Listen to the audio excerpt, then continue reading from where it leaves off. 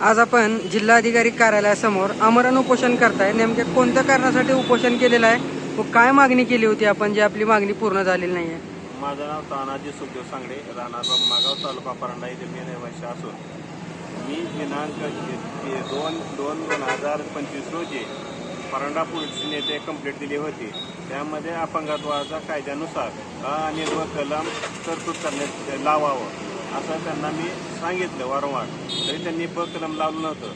ते कलम लावण्यात यावं. आणि दुसरी गोष्ट, ह्याचा षडयंत्र रचून माझ्यावर 303, 307 प्रमाणे बोगस केसेस संबंधित आरोपींनी केलेल्या आहेत.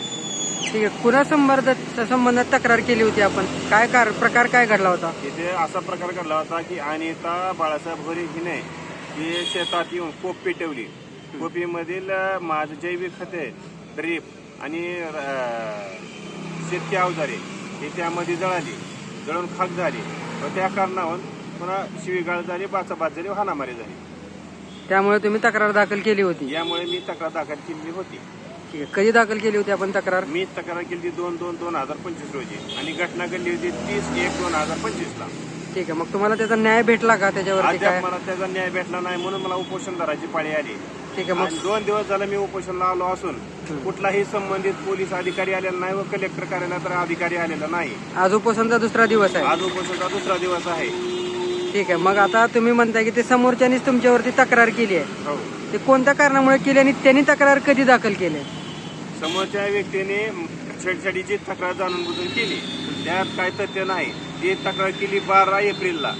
12 एप्रिलला? हो, म्हणजे आणि तुमच्या अगोदर केली का किंवा नंतर केली? माझ्या नंतर केली 12 एप्रिलला. म्हणजे मी 2/2 केलेली तक्रार आहे, त्यानं 12/4 केलेली. म्हणजे समजा षडयंत्र रचून तयार करून केस दाखल केलेली. ठीक आहे, मग तुम्हाला न्याय भेटला नाही? अजून अद्याप न्याय मला भेटलेला नाही. मग तुमची मागणी काय आहे नेमकी? आता माझी सदर मागणी अशी आहे की संबंधित पोलीस अधीक्षक, संबंधित पोलीस निरीक्षक व संबंधित आयुक्त हे निलंबित जोपर्यंत होत नाहीत तोपर्यंत मी उपोषण सोडत नाही. आणि सदरील व्यक्ती अटक झालीच पाहिजे मला. आपण आमरण उपोषणचा इशारा दिला. या आमरण उपोषण नंतर सुद्धा जर आपली मागणी मान्य नाही झाली तर आपलं पुढचं पाऊल काय आहे? जर मागणी मान्य नाही झाली तर आत्मदहनाचा इशारा माझा आहे. आणि ती जर संध्याकाळी 5 वाजेपर्यंत ठीक, 5च्या पुढे मी आत्मदहन करू शकतो.